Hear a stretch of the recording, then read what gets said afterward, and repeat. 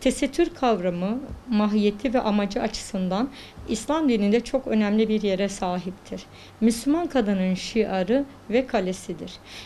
Emir ve sorumluluğu olan bu eylemin sınırları Allahu Teala tarafından belirlenmiştir. Hiç kimse kendi arzu ve heveslerine göre şekillendiremez. Çünkü şekli emreden tarafından belirlenmiştir. Ahzab suresi, Nur suresi Müslüman kadının baş tacı olmuştur. Fakat modernleşme ile değişme ve gelişme göstermiş, tüketim kültürü ve moda ile de tesettür yeni bir boyut kazanmıştır. Özellikle gençlerin tesettürünü kapitalizm ve bu düzenin dinamikleri olan moda ve tüketim belirlemeye başlamıştır. Halbuki sınırları Kur'an ile belirlenmiş bu emrin modası olamaz. Hazreti Hatice'ler, Hazreti Ayşe'ler, Hazreti Fatimalar örnek alınmalıdır. Maalesef Allah'ın bu emri modernizm ile şekil almaya başlamış, vücut hatlarını göstermeyen, dar olmayan, şeffaf olmayan, dikkat çekmeyen, olması gereken tesettür yerini vücuda yapışan, vücudu daha çok ön plana çıkaran kıyafetlere bırakmıştır. Gün geçtikçe de bunlara rağbet artmaktadır. Bu konuda Müslüman hanımlara tesettür konusunda bilinçlenmeleri gerekmektedir. Allah'ın emrini baş tacı yapmış mütedeyyin insanlar geniş ölçülerde kıyafet bulmakta zorlanmaktadırlar.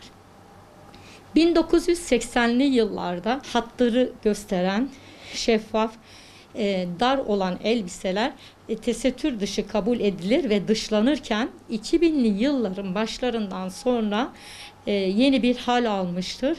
Bu konudan da muzdarip olan mütedeyyin kişiler de maalesef İslam'ın ölçülerine göre giyinmek istedikleri zaman kıyafet bulamamışlardır ya da buldukları zaman da fahiş fiyatlara bulmuşlardır. Müslüman hanımlar ve gençler bu izimlerin çarkları altında maalesef ezilmişlerdir.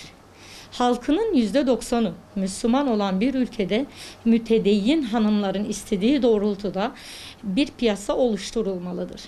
Mevcut olan tesettür giyim sektörü İslam'ın emrettiği şekilde üretmelidir. Özellikle ilahi buyruğa uygun şekilde giyinmek isteyen hanımlar da istedikleri gibi bulamamakta ya da bulduklarını da çok fahiş fiyata bulmaktadırlar. Cemaatler, tarikatlar ve İslami hassasiyete sahip olan STK'lar bu konuda bir talep oluşturmalıdır ki üretici firmalar da ona göre arz oluşturup üretim yapsınlar. Buradan İslami hassasiyete sahip olan üretici firmalara seslenmek istiyorum. Bizlerin bu talebini yok saymayın. Bizler Allah'ın emrettiği şekilde tesettür kıyafetleri almak istiyoruz. Unutmayın ki hayra vesile olan hayrı yapmış gibidir. Sizler de taşın altına ellerinizi koyun ki bu sorun ortadan kalksın.